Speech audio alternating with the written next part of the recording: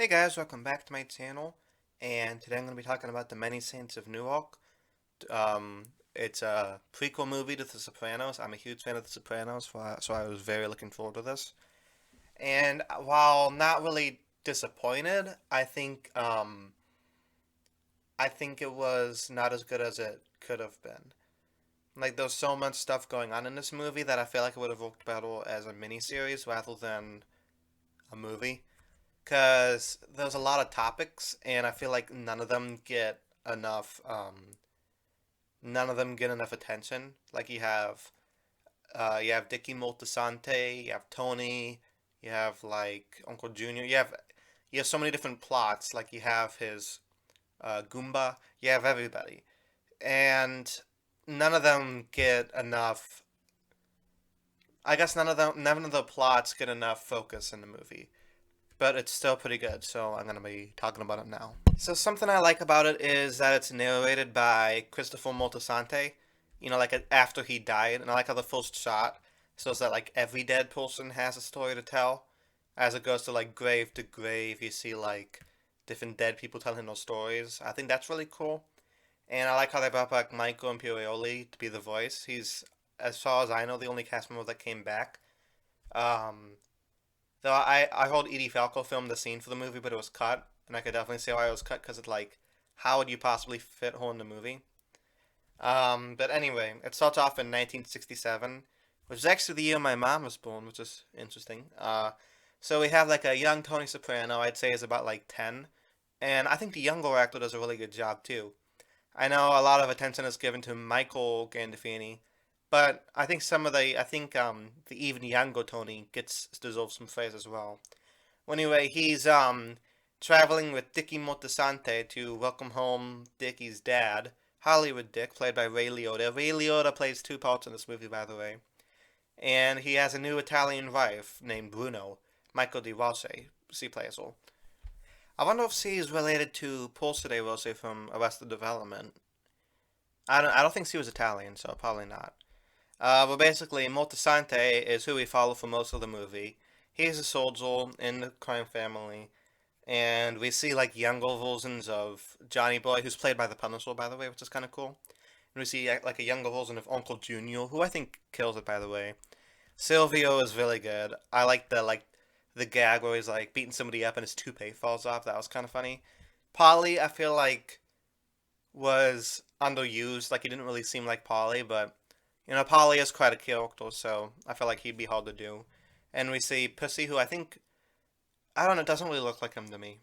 So basically, there was this cuts to like the city where this black taxi driver is basically assaulted by police officers, which shows that time really hasn't changed that much since the 60s, unfortunately.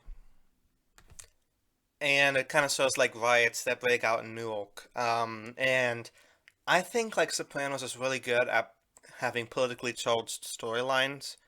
Because when some shows do it, like the Chris Chibnall era of Doctor Who, I feel like it's more vulture signaling than actual storytelling. But Sopranos is really good at it. So I think Chibnall should take notes. But anyway, um, there's one of Dickie's associates. His name is Harold. He starts to take part in the riots, and this kind of like leads to this domino effect, which trickles down to back to Dickie Moltisanti later in the movie. Meanwhile, um, Johnny is arrested at this carnival while Tony and Janice are watching. I think the young girl who plays Janice is really good, by the way. And we saw this scene in the original Sopranos. I believe it was season one, like the same exact carnival scene, except it was reshot with different actors. So I thought that was kind of cool, a nice little nod to the original. And he's in prison for 4 years. Meanwhile, Ray Liotta kicks his wife down the stairs, the lady from Italy, and young Dicky kind of is attracted to her, so he confronts him about it, and he kills his father by slamming his head against the steering wheel like 15 times, and pretty much sets the place on fire and blames it on the riots, which is actually pretty smart. Yeah, I love senseless violence in movies, and this I know that makes me seem like a crazy person, but I think it's a form of art. Hopefully that statement doesn't get me arrested. So Dickie visits his uncle, also played by Ray Liotta, to kind of tell him about his dad dying. He doesn't tell him he killed him though. And the other Ray Liotta is in prison for killing another man in his own family, which kind of seems like the whole point of the movie is basically family members killing other family members. You have Dickie being killed by young Dickie being killed by Uncle Junior, and then you have Christopher being killed by Tony, and also Tony killing Buscemi's character. So there's a lot of like, everybody says in The Sopranos, keep it in the family, but that's at least five people killed by other family members, which is interesting. So the uncle kind of catches on that Dickie killed his dad, but doesn't really care that much. And Dickie starts seeing his dad's wife, which is very strange. You know, I want, I don't know why he'd want to be somewhere that his dad already has been. It's just a little strange, but anyway, um, Tony is in grade school and he starts this illegal gambling operation, which is very funny, and it's kind of possible foreshadowing for Tony's gambling addiction later in the series, because he does show that, especially towards the end of season 6. So Harold decides to move to North Carolina because there's a warrant out for his arrest because he killed somebody, and Dickie gives him $500, to help him move, and we don't really see him for a while, but he comes back later. I'll get to it. Then we have like this kind of time jump 4 years later. Johnny's released from prison. Uh, Tony looks like Michael Gandolfini now, and I gotta say, Michael Gandolfini's acting in this is probably the best part of this movie. I think he's so good at it. His voice doesn't sound the same, and he doesn't exactly look the same. He doesn't really have the makings of a varsity athlete. However, he has the mannerisms of a varsity athlete, so I'll give him that. He is super good in this. But anyway, like they're at this welcome home party, and Livia's being crazy again, and everybody's yeah. And Tony meets an infant Christopher, and Christopher starts crying when he sees him. And that's definitely foreshadowing for Tony killing him later, and their troubled relationship as Christopher gets old. Like somebody's grandma, I don't exactly know who this lady is. She says, to quote, "Some babies, when they come into the world, know all kinds of things from the other side." So I think that implies that Tony's from hell, which is interesting. Like, who is this lady? Who invited her here? We never know. Which I need a spin-off about that old lady. Anyway, Harold comes back from North Carolina and starts his own mafia, the Black Mafia, kind of like Blackula.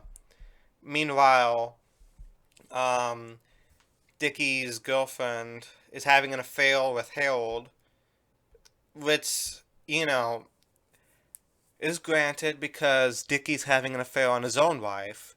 So I think he's a little bit hypocritical to get mad about it. And basically, Harold kills one of the DeMeos and steals the protection money. Um, so Dickie and his crew interrogate one of the gang members and kill them in the most excruciating way possible. By the way, they take this like, um, they take this like tile screwdriver thing. I'm not into auto, if anybody knows what I'm talking about. And they put it in his mouth and they turn it on. It's the most disgusting fucking thing I've ever seen. And I'm just sitting there eating my Reese's Pieces, loving it. I know that makes me sound like a psycho, but it's The Sopranos. It has a lot of violence, so. But it's used in an interesting way. It's creative about it. It's like in Gotham. In every episode, you'd see the Penguin kill somebody in an interesting new way. Meanwhile, Tony is caught stealing answers for this geometry test, and I don't think geometry is that hard, so maybe that was just me. I sucked at science, though. I was better at math. Anyway, that's off topic. So this guidance counselor tells him, like, he talks to his guidance counselor about it, and he tells her probably his best memories when his mom was reading a bedtime story to her, and she hugged him. And So he really hasn't done that in a while. So the guidance council tells Livia that, and he says like, Tony has really good potential, but he's not really applying himself in a similar way Jesse Pinkman from Breaking Bad did. And Livia tries to be nice to Tony, but things happen, and she turns back into the crazy narcissist she always was.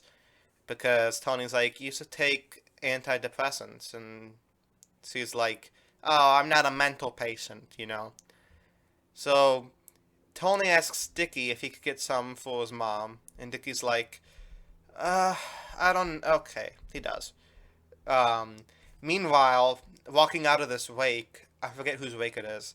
Junior slips and he falls on the steps, and Dickie laughs, which makes Junior really upset because I don't know, it's his fragile masculinity, toxic, whatever, and he takes it way too far.